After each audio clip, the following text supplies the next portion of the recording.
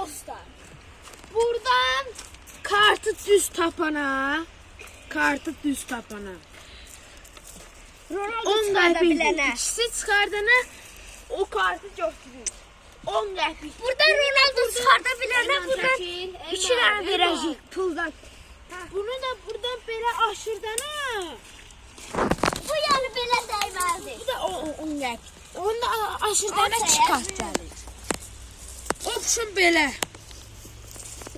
Bu 10 qəpik, o 10 qəpik.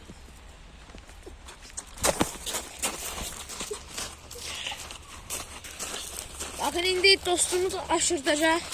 Görə aşırda biləcəkmi?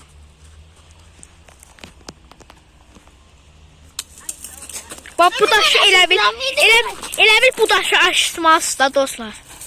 İndi oradan bəri nəyi var vurub aşıtmalısınız. Yumuşaq da buranda aşır bu.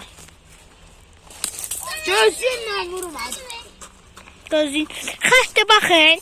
Xətt əgər buralarda vursanız eləcə qəşəng atamayasınız. Amma bu xəttdən istədiyiniz kimi ata bilərsiniz. Bakın dostlar, yetədir dostlar, bax.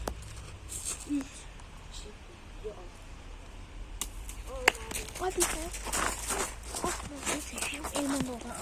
Hemen atacağım. Aşırsın da. Hemen aşırdım görün. Bakın dostlar.